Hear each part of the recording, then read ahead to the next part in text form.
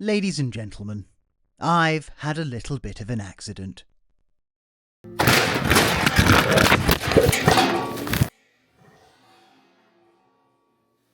But considering I started our last episode by saying something as stupid as this, I think I might have deserved it.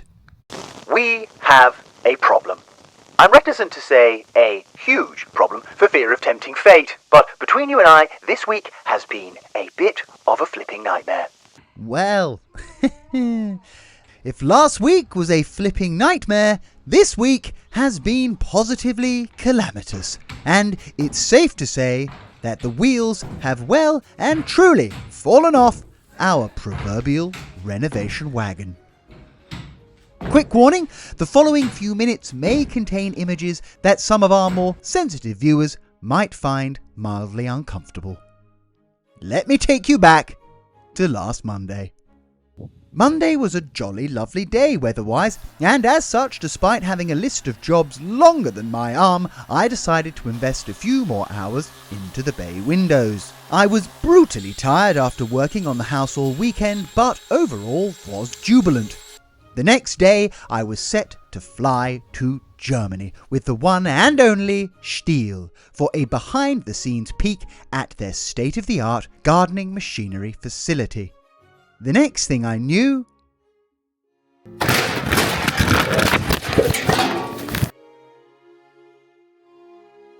So we were in A&E, accident and emergency, until pretty late last night.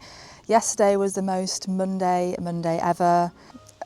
Yeah, I'm a bit speechless really. So yesterday, Rob accidentally went through the mains electrics to Butler's Lodge, cutting all the power, and also really dangerous. In his defence, he didn't know it was there, wasn't on the plans. He went through it while trying to dig as a water pipe, and it blew up. Fire, everything, cut all the electrics. Thank God he was all right. So I had National Grid on the phone. They were coming out because it was an emergency. While all that was happening and I was liaising with National Grid, I went back to Duncombe House where I'd left Jack working on the windows, and I heard a bang, crash and a scream.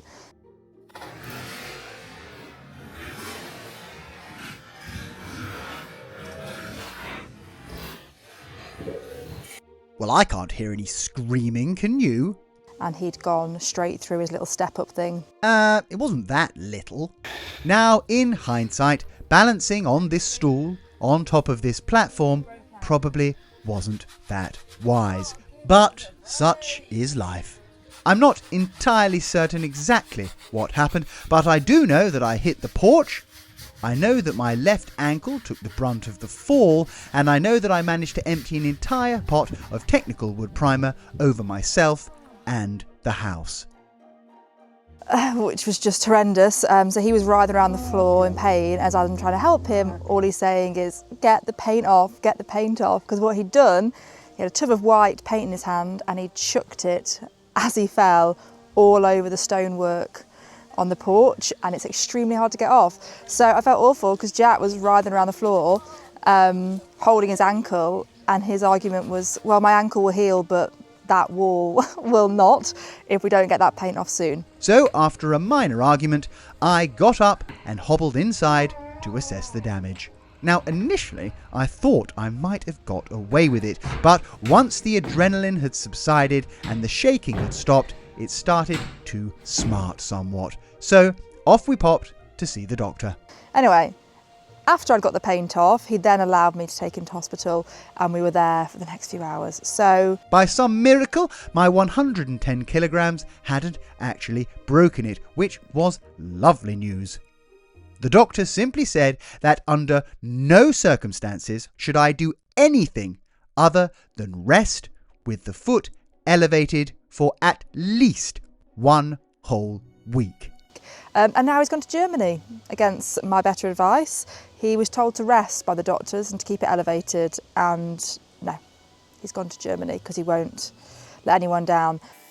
Which, again, in hindsight, might not have been the wisest of plays. However, I did have a fantastic, if not slightly painful time at the Stihl headquarters, learning all about the incredible tools which they make there. Now, I made a conscious effort not to look too hard at the old ankle whilst I was away, but on returning, Jazzy insisted that we did a little inspection. Suboptimal.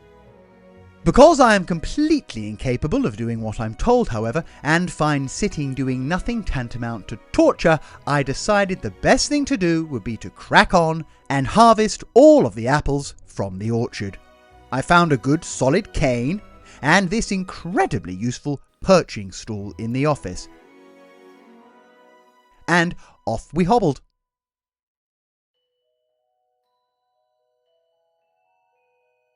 Now, perhaps, thankfully, the drone stopped recording at exactly this moment.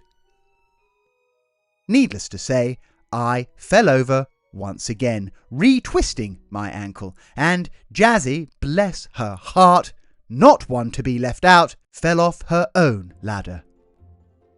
This was followed by a mildly hysterical breakdown, where we both lamented the ridiculously busy nature of our lives and the frankly unsustainable level of pace we have been trying to keep up of late. We're just doing too much. We're trying to do everything at once, and I just seen it as a bit of a wake-up call.